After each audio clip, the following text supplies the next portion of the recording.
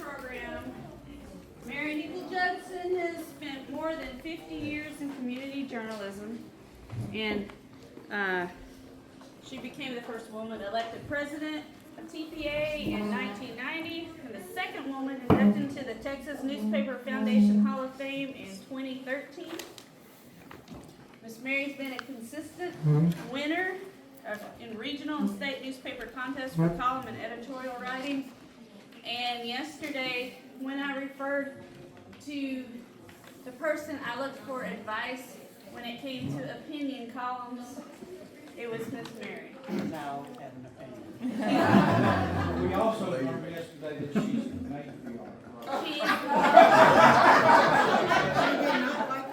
And I wasn't gonna mention that 50 years in community journalism, that's about as long as I've been alive. I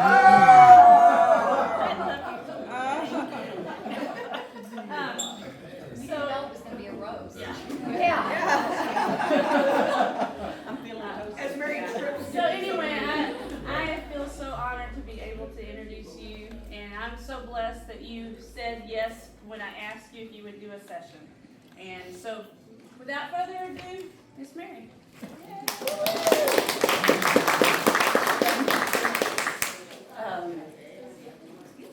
Honestly, until Denise called and asked me to do this or emailed me, I have never put on paper anything about management and how we did this.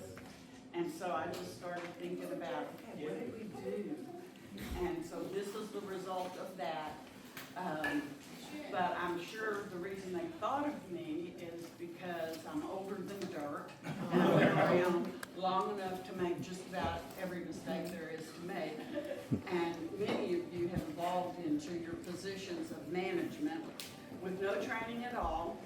And you've taken on a management position without any experience other than observation, which can be extremely valuable. And in fact, that's how Murray and I got started. I've been a reporter for the San Patricio County News in Senton, and Murray was a photographer for the Corpus Christi Caller-Times. And I was at the Caller-Times as an intern when I was at UT, and met Murray, and the rest is history. Now, granted, my parents were in the newspaper business, and I probably learned something through osmosis. But I didn't accept this invitation because I thought that Murray and I were such great managers. I accepted it because we made a lot of mistakes. And for the most part, I think we learned from it. So I'm going to call this talk, Everything I Learned About Management, I Learned the Hard Way. My hope today is that you can learn from our mistakes instead of having to make them all yourself. What follows is not management theory. It's a collection of hard-earned lessons in running a small newspaper. But two things you need to know before you get started. One, people, aka your employees, are your number one asset. And two, people, aka your employees, can be your number one headache. So here we go. A manager has three main areas of responsibility, and they are culture, people, and accountability. And I'm going to talk about these in some detail. Keep in mind, I'm not an expert. I just have a lot of experience making mistakes and course corrections. Now, Kelly and Dan may be rolling their eyes here, so keep an eye on them. They'll know when the BS starts coming. Okay, let's start with culture. We all should establish a company culture that values honesty and uncompromising integrity, one that respects its most valuable assets, its employees and its supporters, including your advertisers. You also need to have a mission statement that establishes your intention to make a positive difference in the lives of the people in the community you serve. In order to deliver on that mission, you need to be financially sound and healthy. Profit is a dirty word to some. Without that margin of profit, there is no mission. So your culture and your mission should include integrity, soundness, stewardship, empathy, and enlightenment. Integrity speaks to your commitment to do the right thing even when no one is looking. Soundness is your commitment to making sure you have a margin with which to fulfill your mission. Stewardship is seeing to it that you and your team live your values and your mission. Empathy is staying in tune with the needs of your community and responding to them. Enlightenment is letting your community know when their empathy is needed. You can preach this to your team all day, but the litmus test for your organization falls back on the Rotary Club's four-way test. Too bad we're not over at the Bowery Center with the Rotary's podium. Is it true? Is it fair to all concerned? Will it build better friendships and goodwill? And is it beneficial to all concerned? Your office culture should be clear in discussions with prospective employees and reiterated when an offer of employment is made. It should be obvious on a daily basis. You need to be vocal about your principles and your values. Use them as daily guides. Your mission statement should be clear not only to your team, but to your community. I pilfered the South Jetty's mission statement from the late great Ben Gazelle from the Canadian Record. Many of you know his daughter, Lori Ezell Brown, who is a TPA past president and a Texas Newspaper Foundation Hall of Famer. Top shelf people. The South Jetty publishes that mission statement at the beginning of each year as a pledge to the community. And I've got a few copies of that here. So back to culture. I've worked at companies where the culture of management was to find someone, anyone other than the boss, to blame when something went wrong, and to make sure everyone knew who that was. And I've worked for companies whose management didn't have their employees' backs, largely because expectations were never established in the first place. And I've worked for managers who made the rules up as they went along. One day it was okay to show up late, the next day there was hell to pay for being 3 minutes late. Sick leave depended on who you were. Work rules seemed to be based on the weather or whether the boss's car would start that morning. The result was always the same: confusion, resentment, and disengagement. I've also worked for companies that hired right, trained well, set clear expectations, and supported their employees.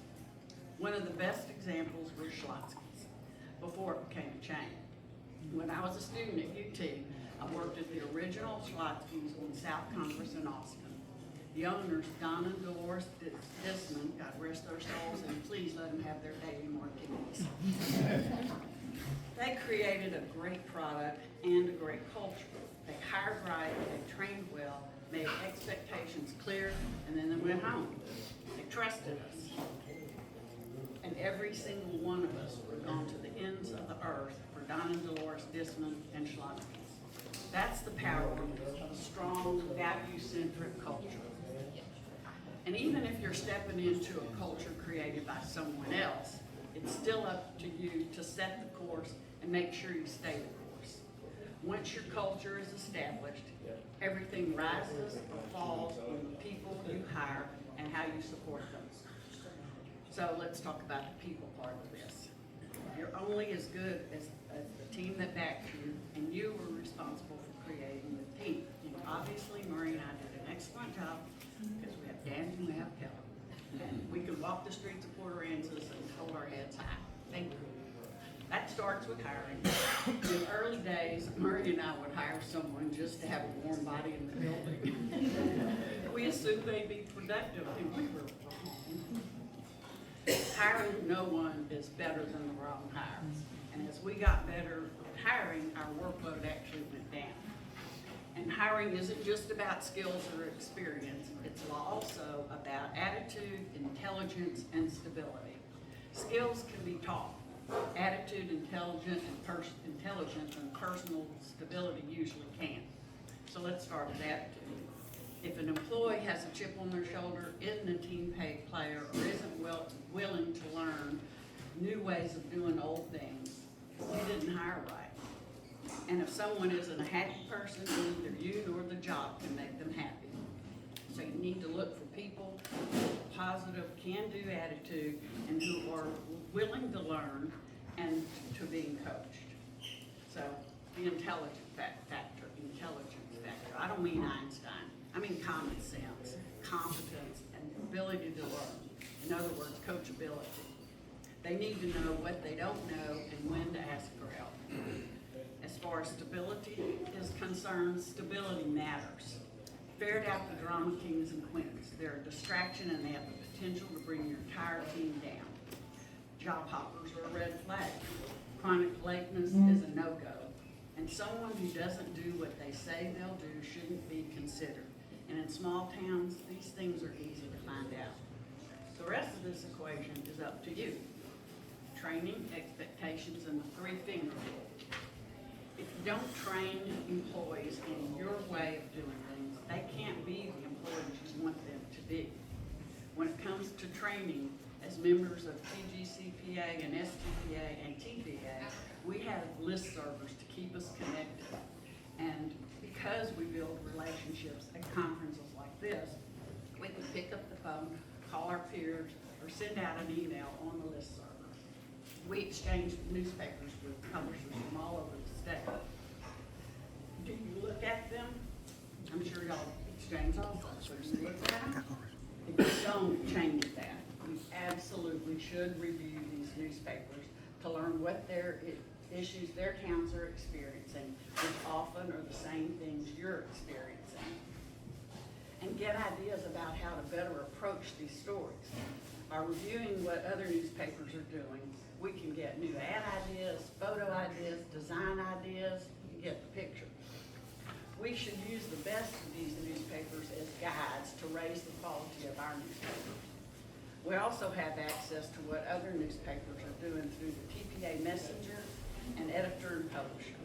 We have the Texas Center for Community Journalism, funded by the Texas Newspaper Foundation, where we can get all manner of training, not just for managers and publishers, but for reporters and ad sales reps.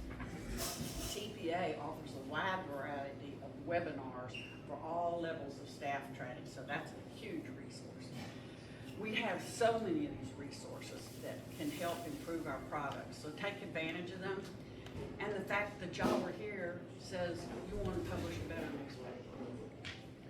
Once you've provided the training, you need to tell your team members clearly and in detail what you expect. And if you don't, that's on you. And when you think someone hasn't met expectations, take a look at yourself before you point a finger. Because when you point a finger at someone, there are three fingers pointing back at you. One, you didn't give clear instructions, clear directions, and you didn't set clear expectations. Two, you didn't provide adequate training on how to do that. And three, you didn't provide the necessary tools. And full disclosure, this three-finger rule didn't originate with me. My brother Joe passed it on to me along with a lot of other sage advice. And Joe isn't just my brother. He's an accomplished, successful, retired president and CEO of Clayburg Bank in Kingsville and remains on its board of directors. He was a founder and past president of the Kingsville Area Industrial Development Foundation and serves or has served as a director for several other foundations, including the, Texas A&M Health Science Center Foundation, Coastal Bend Community Foundation, and Christus Fund Health System Foundation.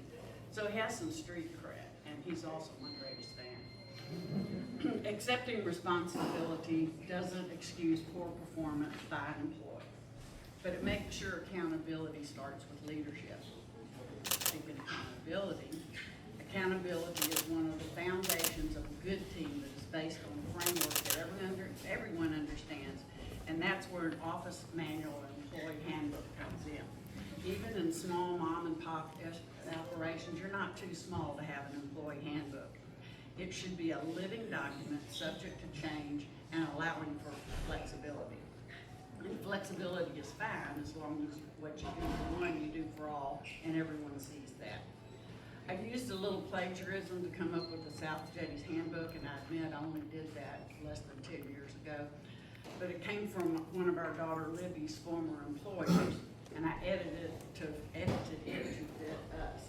And every employee gets one. Vacation policy, it's in the handbook. Sick leave, side job, smoking, it's all there. The handbook gives you as a manager something to fall back on when holding employees accountable comes into play. And once the rules are clear, it's up to you to enforce them. When issues arise, not months later, letting things slide only turns molehills into mountains. And it's nice if employees like you, but it's far more important that they respect you. So how do you do this? Through documentation and the sandwich theory. When addressing issues with employees, decide what outcome you want. Do you want the employee to improve or to move on? In all cases, document everything, assume nothing, and understand that fairness does not always guarantee a fair outcome. A side story that illustrates this, the Texas Workforce Commission isn't exactly even-handed when it comes to unemployment compensation hearings. I had a seriously underperforming employee, and I documented these problems in writing with him multiple times. It was an ironclad case of dereliction of duty. Dan caught him snoozing at his desk, busy for me, snoring. And so when I finally had to cut ties, as he left, he said, "I guess I wasn't the greatest employee." He was right. But the TWC guy who was assigned to this case took a dislike to me over the phone. And we lost that case. I mean, it was airtight, watertight. We lost it. But with employees who you believe have a future with your newspaper, you can use the sandwich theory. This involves three elements: praise, problem, praise. In other words, you give your employee a sandwich that has a nice, soft piece of bread to start with. And then you give them a thin slice of meat, and you top it with another nice, soft piece of bread. Sincerity is the key. And full disclosure, this isn't original with me. Again, I have to credit my brother Joe. He's preached this to me for years. I was doing it before I even knew what it was. I've seen this approach turn a struggling employee right back into a star, simply because I asked what was going on and expressed confidence in them. We had an employee in Refugio who started out gangbuster. She was great. She had a positive attitude. She did her job well, got along with employees and customers. And then her performance tanked. I wanted to keep this employee, but at her previous performance level. So I called her into my office when there weren't any people around after hours. And I told her she was doing a great job, but in the last several weeks, I'd noticed a difference. She wasn't the same person, and I was concerned that something might be wrong. I told her I didn't want to cry, but I sure wanted the old Becky back. Well, the tears flowed. Turned out she and her husband were having some problems. They had no family and not many friends in town. Within a few days, the old Becky was back, and that's exactly what I wanted. But the bottom line is performance issues often have causes that you can't see unless you ask. And again, sincerity is key to this. So how do you get there? Through goals, team building, and no kinks. Setting goals is a tool by which you can measure employee performance. I want to sell more advertising isn't a goal, but I want to sell 5% more advertising this year than we did the year before. That's a goal. So make a plan to achieve your goals, then work the plan. Share your goals and develop your plan with your team. Build your team intentionally. Celebrate birthdays. Have coffee or happy hour.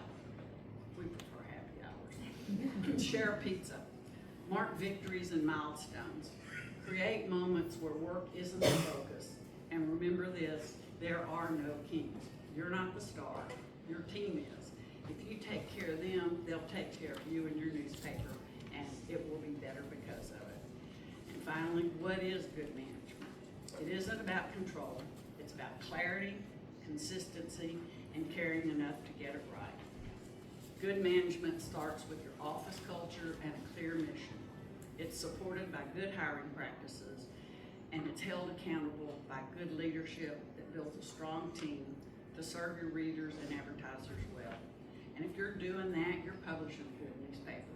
And that's important because good journalism journalism matters now more than ever. I have a sign-up sheet over here for anyone who would like to have a copy of our mission statement that I stole and a copy of our employee handbook. So if you would like me to email those to you, I can do that. And I have a few copies of the mission statement. Questions, please, please? Give me a break. They're giving you one. We're saying it was a good presentation. Can I have a copy of that? Yeah, I could, yeah, put down the notes, because I have to keep I time. need to slow it. Yeah, well, truly hiring is key, and, I know in small towns it's difficult to even attract someone, but, we really did learn that having somebody in there just to fill a space was a bad mistake. It was easier for us to fill in the gap than it was to train someone who was not gonna work. And you put up with that. Yes, sir. How have you weathered the switch to this digital world that we live in, moving away from print? How have you handled that? We've been very fortunate. We have a few people on the staff who are rather digital savvy, but I will also tell you that the impetus for Murray to retire was he doesn't understand that digital, and he can't sell it. But I will tell you, TPA webinars, I mean, and their conferences, and a conference like this, that's how you find those things out. Having good web support, I don't know who does your website. Like a webmaster manager?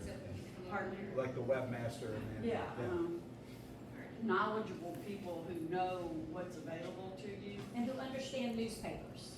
and who understand newspapers. Yeah, to have a webmaster or whoever does your website that doesn't understand newspapers is a detriment. Yeah, not just this kid who graduated from high school and is a tech savvy, that's not gonna help you.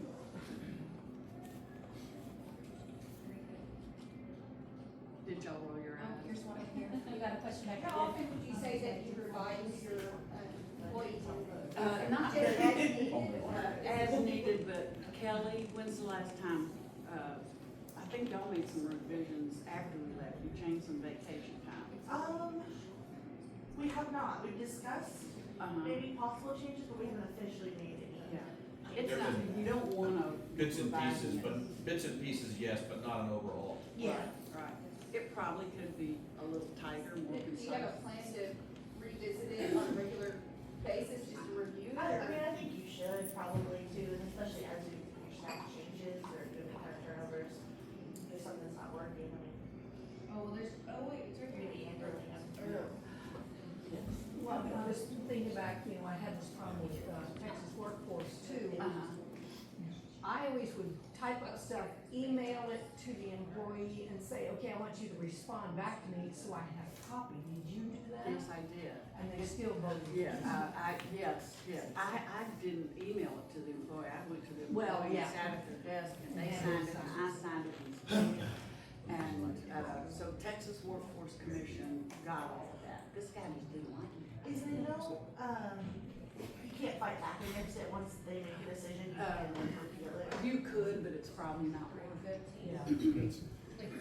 And a lot of times, employees don't understand when they file for unemployment, that their employer pays that.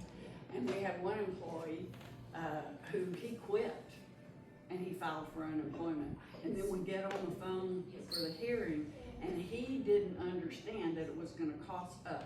And he liked us, and he didn't want it, he just backed away and said, no, I don't want y'all to pay for it, once he figured that out. But, why would an employee know that,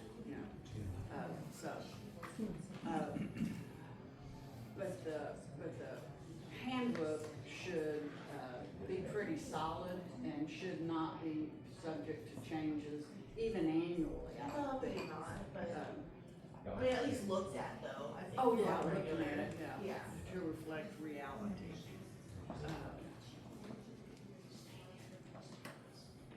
Having caring and sincerely approaching employees, they can see if you're not sincere.